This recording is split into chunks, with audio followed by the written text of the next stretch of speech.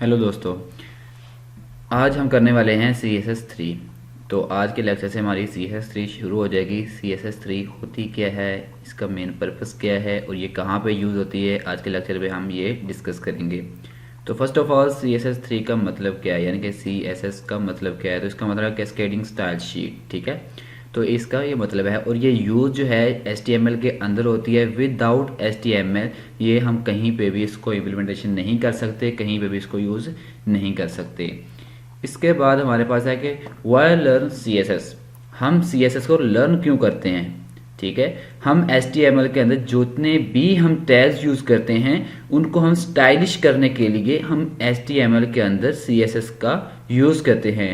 यानी कि आपके पास एक पूरी फाइल है HTML की, आप उसकी जो कोडिंग है उसका फॉन्ट चेंज करना चाहते हैं, उसका कलर चेंज करना चाहते हैं, उसका बैकग्राउंड कलर चेंज करना चाहते हैं, उसका यानी कि आपने जो चेक बॉक्स दिए होते हैं उनको आप चेंज करना चाहते हैं। तो आप सिर्फ एक ही टैग के अंदर पूरी की पूरी फाइल का, एक ही फाइल नहीं बल्कि आप अगर 1000 फाइल भी हो तो आप उसको एक ही टैग क्या कहते हैं, एक ही CS का टैग यूज़ करने से आप उसको एक ही टाइम पे चेंज कर सकते हैं।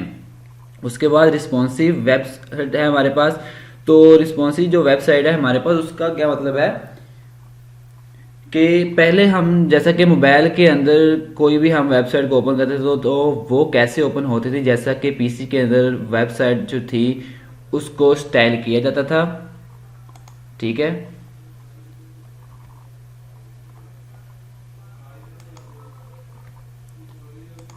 ठीक है, ये यहाँ पे मिसिंग था। तो वेबसाइट को जैसा कि PC के अंदर बनाया जाता था, मोबाइल के अंदर जब हम ओपन करते थे तो उसका जितना भी एरिया होता था वो उसी लिहाज से मोबाइल के अंदर जो था ओपन होती थी। तो अब जो है रिस्पॉन्सिव वेबसाइट जो है ये CSS3 के अंदर आई है। इसके ज़रिए हम मोबाइल के लिहाज से इसके अंदर ऐसे टैग्स यूज़ करेंगे कि मोबाइल के ऊपर ये मोबाइल की स्क्रीन के लिहाज से ओपन होगी, उसका जितना भी क्राइटेरिया होगा वही लेगी, और PC के अंदर PC की स्क्रीन के लिहाज से वो ओपन होगी। उसके बाद है एनिमेशन ऑन वेब पेज। आप एनिमेशन कर सकते हैं वेब पेज के अंदर, कहीं पे भी आप करना चाहते हैं तो आप वहाँ पे एनिमेशन जो है वो यूज़ कर सकते हैं। इसके बाद HTML के अंदर हमारे पास यहाँ पे CSS के थ्रू हम क्या कर सकते हैं, 2D and 3D transformation. Transformation का क्या मतलब है कि आपकी जो हेडिंग्स होती हैं आप उनको रोटेट करना चाहते हैं किसी भी एंगल पे, तो आप जो है CSS3 के ज़रिए उसको रोटेट कर सकते हैं।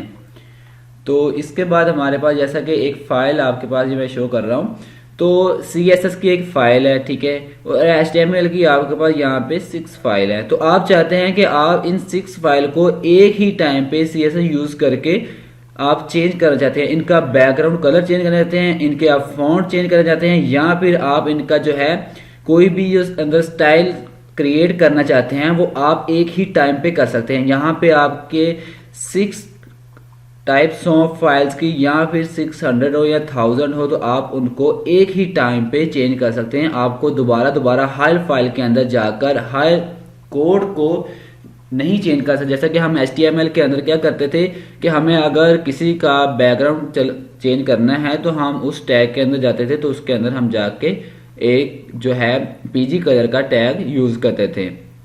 अगर पूरी फाइल का करना है तो डन भी हम करते थे, वहां पे हम सिर्फ एक ही फाइल का एक ही कलर रख सकते थे।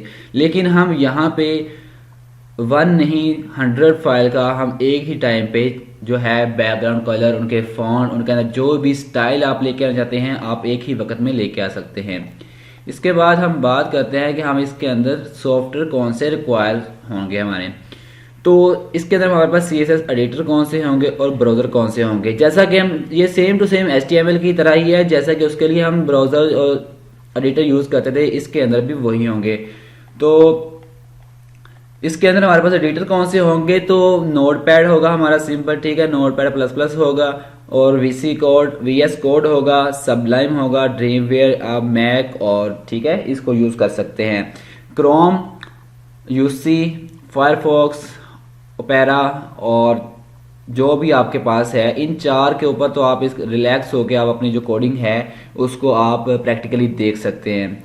तो होपफुली आपको मेरी जो आज की वीडियो ये काफ़ी इन्फॉर्मेटिव लगी होगी, अच्छी लगी होगी। तो मेरे चैनल को सब्सक्राइब करना मत भूलिएगा, और पूरे कोर्स को सीखने के लिए चैनल के साथ रहिएगा, इसको सब्सक्राइब ज़रूर करें और लाइक भी ज़रूर कर दें के लिए। तो आज के लिए इतना ही काफ़ी है। नेक्स्ट वीडियो में हम इम्प्लीमेंटेशन देखेंगे कि हम कैसे इसको इम्प्लीमेंट कर सकते हैं, कैसे इनके जो टैग्स हैं CSS के हम उनको कैसे इम्प्लीमेंट करेंगे।